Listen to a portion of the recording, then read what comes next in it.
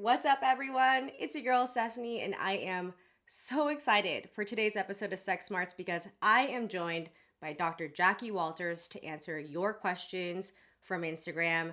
Dr. Jackie has been a practicing OBGYN since 1997.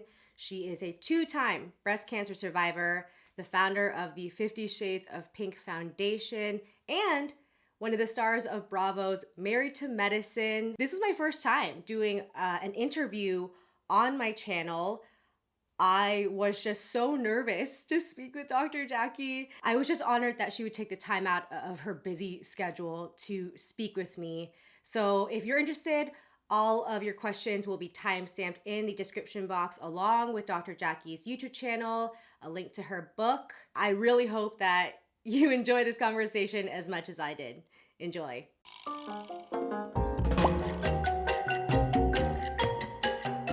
Dr. Jackie, thank you so much for joining me on this Zoom today. Thank you, Stephanie. I am so excited about being here because we both have the same message we're trying to get out. So thank you for having me. You recently came out with your book, The Queen V. I enjoyed this book so much. Obviously, I have a bunch of notes here. It was so approachable and so funny. I laughed out loud multiple times, and most importantly, just educational. What made you want to write this book?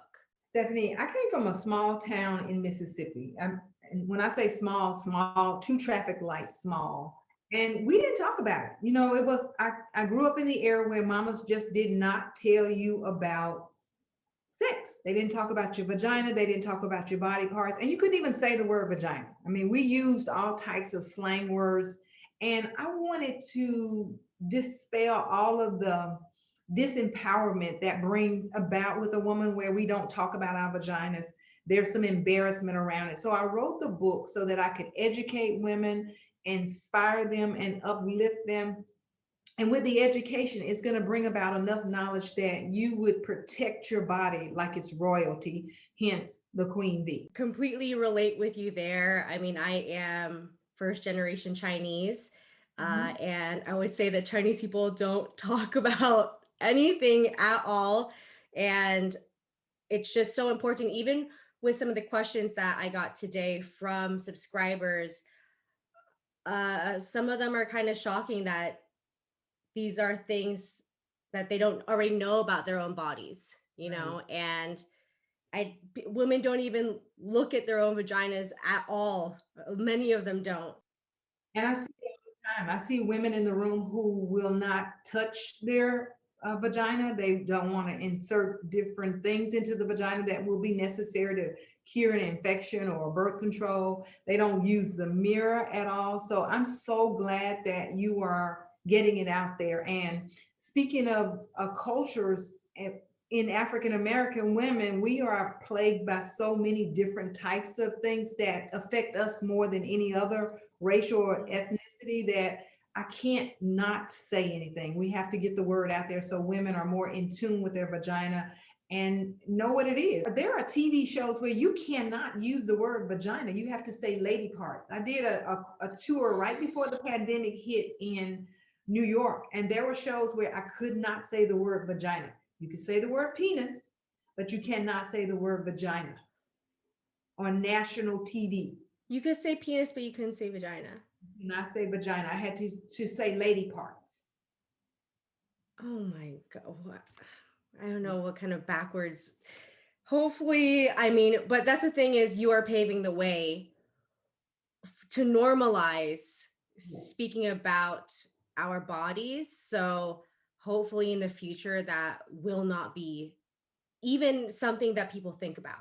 Anybody can understand what you're saying in this book, and it's in just the least scary way ever. So I just really appreciate you creating something that is so useful to so many women out there. Do you think you would like to get into some questions with me right now? We're going to answer these questions as a doctor, but we're doing good girlfriend style. So we want women to feel comfortable. And that's how I tell my patients, come to me like your good girlfriend, because women are embarrassed to come in. And I talk about it in the book, those doorknob questions where they don't really share what they want until my hand hits the doorknob. And they're like, okay, well, I had sex with two people last weekend. So we definitely will answer the questions, but I want women to feel comfortable enough that they're talking to me like a good girlfriend. That part of the book, when I read it, I was like, every single person out there has done that where they're at the doctor's office just like thinking, oh god, I wanted to mention this but I'm too scared, and then your hand is on the doorknob about to leave. I thought that was genius because it's so true. So we have 10 different questions here. The first three are actually, I just grouped things together because they were just so commonly, there were so many people who asked about these three particular subjects. And then Mhm. we have actual questions after that. So the first thing that was asked about a lot was bacterial vaginosis. So I Mhm. was wondering if you might be able to speak about, what it is, how it occurs, and what can be done to prevent or treat it. Bacterial vaginosis is that one bacterial discomfort. And I don't like to say an infection because it truly isn't an infection. But bacterial vaginosis is a condition where it's vaginal inflammation. And it's been caused by a disruption in a particular bacteria, an overgrowth of that bacteria that's in the vagina. And so there's an ecosystem in the vagina. Like there has to be certain bacteria there to establish a healthy pH for the vagina, which is 3.8 to 4.5. And so when this bacteria overgrows, it disrupts the pH of the vagina. Then you start to get this discharge and you start to get a smell from the bacteria that's adhered to the epithelial cells that are there in the vagina, and it gives off this fishy amine smell. And that's usually what women come in complaining like, I smell fishy.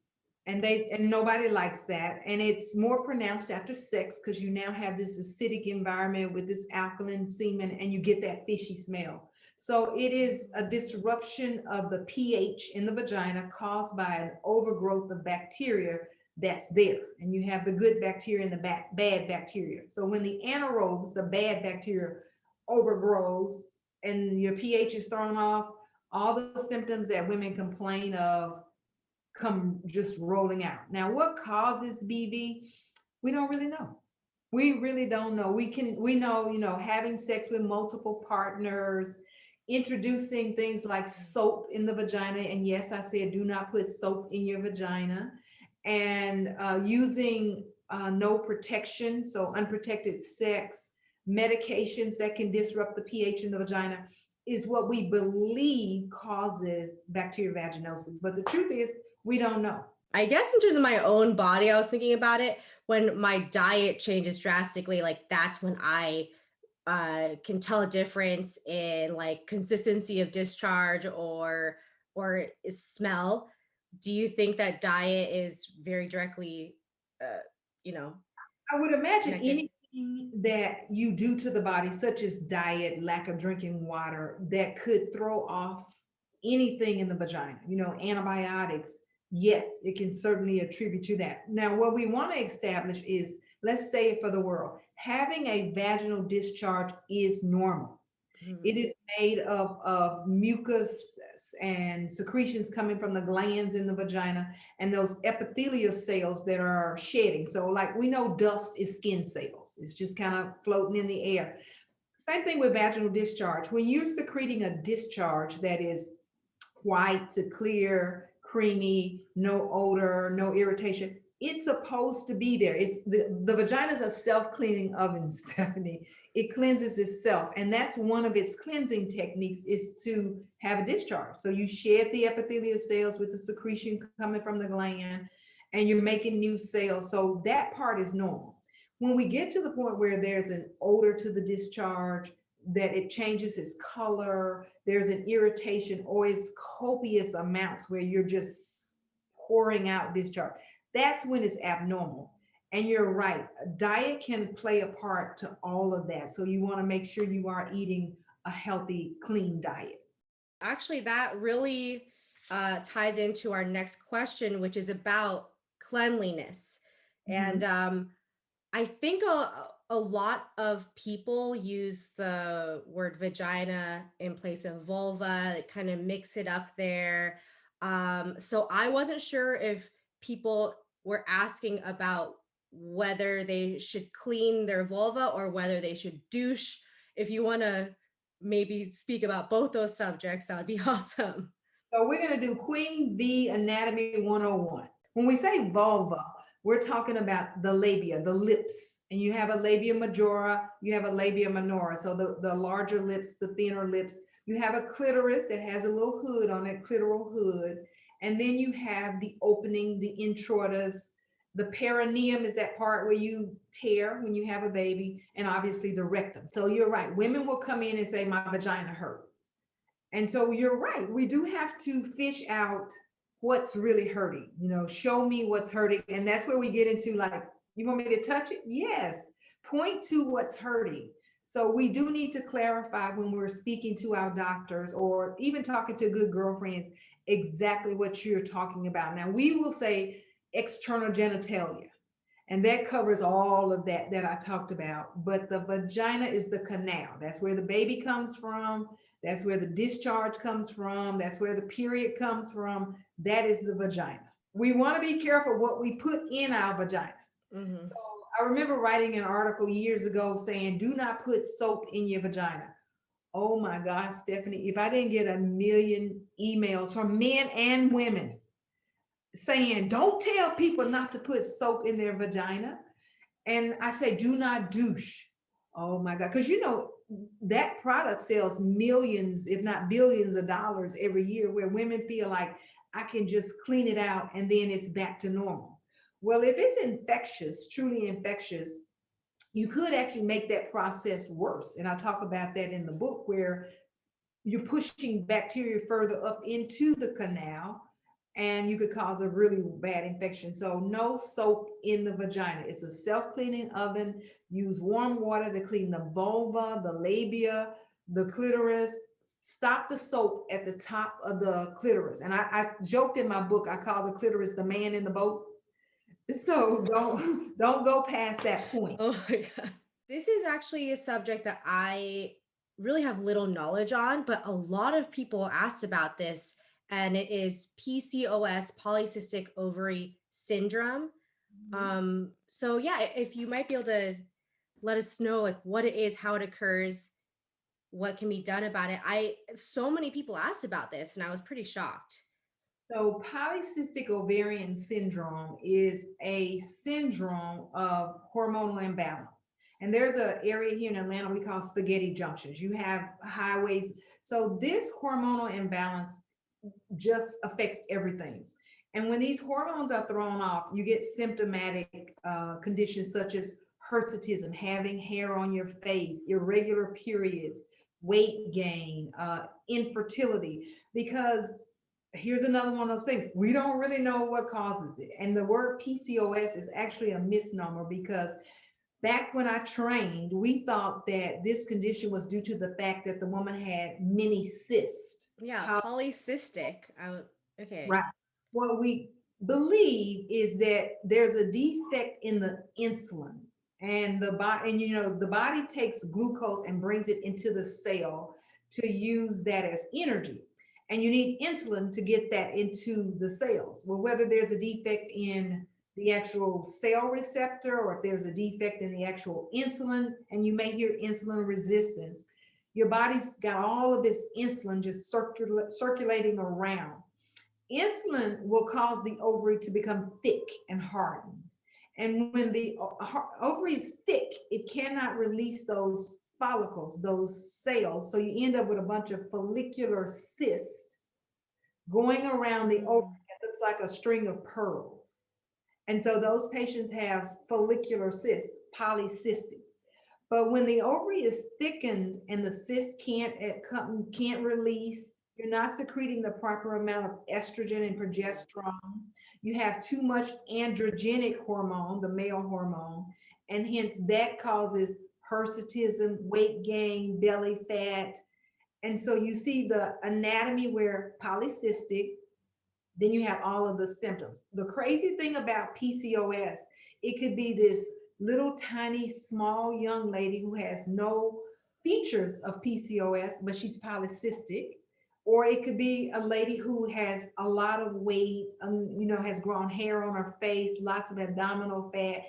Periods are crazy irregular where they don't get a period or they're getting too much. So that's why I describe PCOS as a spaghetti junction. So if you live in Atlanta, it's going in so many directions because whatever is causing it is affecting so many different parts of your body that you could have the worst case scenario, or you could have that where you're just an infertile, and I don't want to say just you are an infertile woman who can't get pregnant because her ovaries are thickened.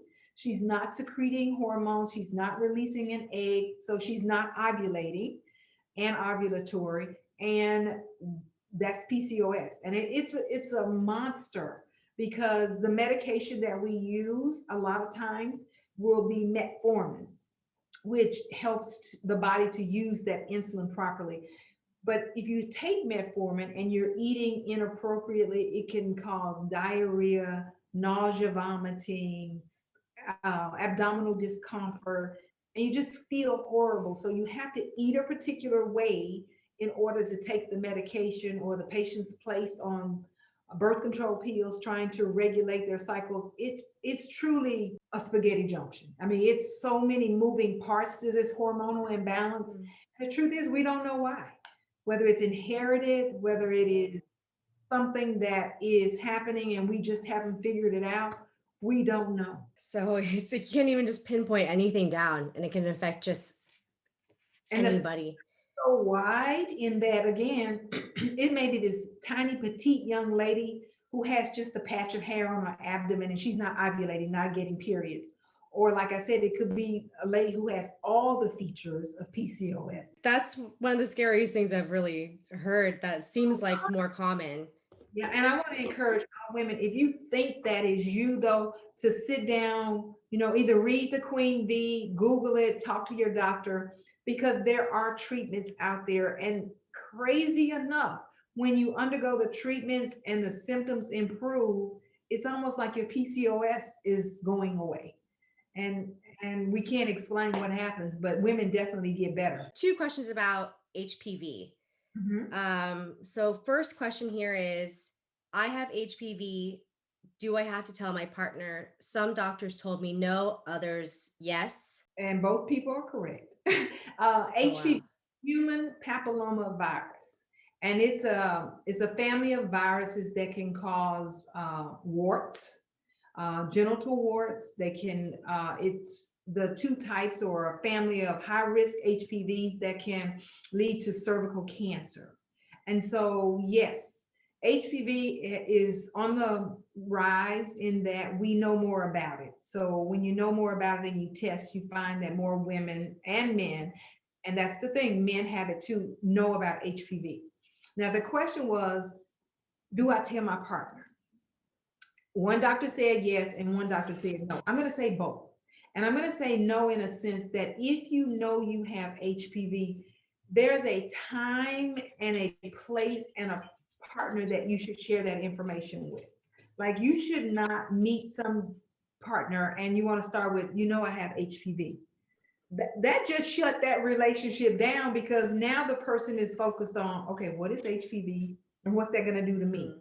So I think you have to be very selective on who you share it with and when to share it with. And there are some relationships that are very open and honest and transparent where you can talk about HPV. Now, I role play with my patients. I say, so let's pretend I'm the guy. Tell me what you're going to say so I can prepare them on how to deliver that information. Because one thing about it is sometimes they've already had sex. Did they get HPV from the partner? Did they transmit H? We don't know. So it's about how to communicate that to your partner and when. So yes, but be selective who and when. So no. Yeah, I feel like those kind of conversations, if you are so comfortable speaking about it and you have the facts down and you're able to articulate like what you're trying to get across well, then the conversation is a lot easier. Whereas if you are just like, if it is a source of shame for Yeah. you, then it just will, Yes. I mean, I would, it just, yeah. if it's going to, use protection until you are more comfortable with having the conversation.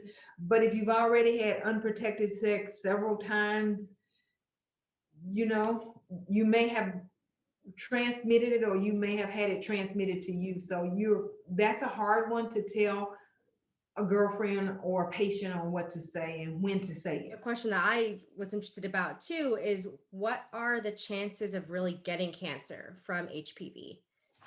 Well, it depends on the type. If Mm. it is, the high risk HPV, yes, and you have contracted that type of HPV is causing cervical cell abnormalities, then that chance gets a little higher each time. I mean, I don't want to give you statistics because sometimes it's genetics involved.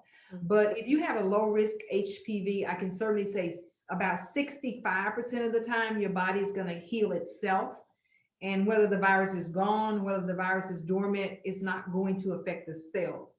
But if you are diagnosed with a high risk HPV, you need more frequent follow up. Every 4 to 6 months, you should be seeing your doctor. Oh, wow. Okay. Make sure you go back to your doctors because the pandemic shut everything down. People weren't going in for their screening. Make sure you're calling your doctor, making your appointments to go in for your screening, and be your own best advocate, Stephanie. Go in and talk for yourself. We're not bothered by the fact that you ask questions. We want you to ask questions. We're not bothered by the fact that you ask for testing. Like, you can come in and ask for the most expensive testing in the world, and I can give it to you, but I have to be honest, like insurance doesn't cover that, insurance covers that. So go in, ask questions. This is actually something that I feel like a lot of my girlfriends currently even are kind of discussing. Is it a good idea to freeze my eggs until I am ready to have kids? I will be 28 this year. That's from the That's a subscriber. great question. And now that's a very in the today's question, because years ago that was not one of the things that we did because the eggs didn't survive well. But now they have so perfected that technology that I am telling every patient who is age 30, even younger, yes, and you don't see a baby in sight in the next 5 years because now you'll be 35, which the new terminology is geriatric maternity, and instead of advanced maternal age. I am saying yes, if you can afford that process, because it's not Wow. covered by insurance unless you have some type of cancer or medical condition. Insurances won't pay for that, but if you can afford it, I would definitely go and see a reproductive endocrinology or fertility specialist and talk about going through the process of freezing your eggs. Now, I'm going to add a girlfriend tip. I'm not being a doctor, so let me switch. Do not fertilize all of your eggs with one man's sperm. And this is girlfriend talk now. Let's say you met this guy, you love him, you know you're going to marry him, and you are 35 and you have 20 eggs, and you make all of your eggs his baby. And now at 39, you don't love him anymore, or something may have happened to him, and your fertility has changed and you don't have any more eggs. All of your eggs belong to that one person, and you've met the new Mr. Right, and you have no more eggs. So I'm telling women, if you are freezing eggs, girlfriend tip, not doctor tip, do not take all of your good 25 eggs and fertilize them with one sperm. I didn't even think about that. Yeah. I mean, I personally actually didn't even realize that people would go ahead and fertilize ahead of time like that. Yeah, So, we have women who are, and my own story is I had a pregnancy loss, found out I had breast cancer, chemo, and then found out I was infertile because the chemo had damaged all the follicles in the ovaries. But women who are going to go through chemo, they may egg freeze and they're with their loving husband, and you love him at that time. You could drink his bath water, Stephanie, and you fertilize all of your eggs with sperm, and then now you're 40, I will say 40, and you're divorced. Cancer's gone, and you meet a new man and you want to have a baby, but you have 20 frozen eggs with your husband from before. So my little girlfriend tidbit, not the doctor, is to tell women don't take all of your eggs and freeze them with, because you just need one to get pregnant. So maybe fertilize two, maybe three. But if you don't have but three, fertilize one. I have a question on vaginal dryness and I have a question on vaginal wetness. Yes. So beyond good lube, solutions or ways to improve vaginal dryness, especially for young women. So we have to go back to what's causing vaginal dryness, and whether it is hormonal, whether it's antihistamines, antidepressants, there are medications that can cause Mm. dryness. If there's a hormonal imbalance, and we talked about that with PCOS, whether it is more mature women, I don't say older, like myself, where the ovaries have changed and you're not making the hormones to create vaginal moisture, we have to identify a cause. And so if you can't identify a cause, and make sure you're going to your doctor, make sure your thyroid's okay, make sure you don't have any hormonal imbalance, make sure you're not douching and using soaps and irritants that can dry out the vagina, make sure you're not having a chronic yeast infection. So the key here is to identify the cause of vaginal dryness. Now, let's say they've done a major workup and nobody's found a cause for vaginal dryness, then that's where we go into how do we fix it? And there are definitely different types of lubricants out. We have water-based, we have silicone-based, we have oil-based. Now, we typically say stick with, if you're having vaginal intercourse, because if you're having anal intercourse, that's a different one. But if you're having vaginal intercourse, use a water-based lubricant, less irritation. They won't destroy your toys. They don't damage the condoms. So we've not figured it out, is to use a lubricant. And there are other suppositories that you can use that create vaginal moisture to help you with the problem. But some women we've not put our finger on. And that's why I say you have great listeners, because they have great questions. But there are lubricants to help with vaginal dryness. You have to treat the body holistically. If there's an issue in one area, it's going to have a different source than just that singular area. Exactly. I feel like that's kind of the trend of these questions is bacterial vaginosis. That's not just in the vagina. Dryness, that's not just in there. So the next question would be, how can you reduce vaginal discharge? It's so bad, it's like I wet my pants. That's So what the question says. let's start with the fact that we don't want to dry the vagina out. First, you need to establish, is it normal, healthy vaginal discharge? Because around the time that you ovulate, Stephanie, the vaginal discharge becomes more watery, more thin, more like egg yolk, because you want the sperm to penetrate through to the egg. And so discharge becomes thinner and more watery, and you may stand up and feel like, oh. So we need to establish, is it healthy? If it's healthy vaginal discharge, I say to women, be happy that you have a loosey goosey, because loosey goosey is much better than dry. Yeah. So establishing if it's normal. If it's copious amounts, there's an odor, there's irritation, that's a little different. But if you are that girl who is naturally moist, it's a good thing. It's a good thing. Now, I am a big supporter of wearing panty liners. I don't like that wet feeling either. I don't like to feel like you might see it through my clothes. So I say, if you don't like it, use a panty liner. And it is okay to use a breathable panty liner every day. Great. Actually, in your book, you mentioned something that I think is so important in terms of like odor and trapping bacteria, was that you really recommend just wearing cotton underwear, because Absolutely. there's so many like, satins and stuff, and there's so many really cute things that you can buy out there, but it really affects scent. Yeah. The material that you have down there really affects you. You want it So, breathable. You want it to yeah. be able to allow air in and allow air out. Yeah. So certainly, and then thongs. If you think about a thong, just close your eyes and picture a thong, and it's moving from the front to the back and from the front to the back, and you're dragging bacteria from. Now, I love thongs. Let me clarify this. But I try to make sure at night that I don't wear thongs, or if I can go commando for some reason, go commando. But thongs are just little creatures who drag from the back.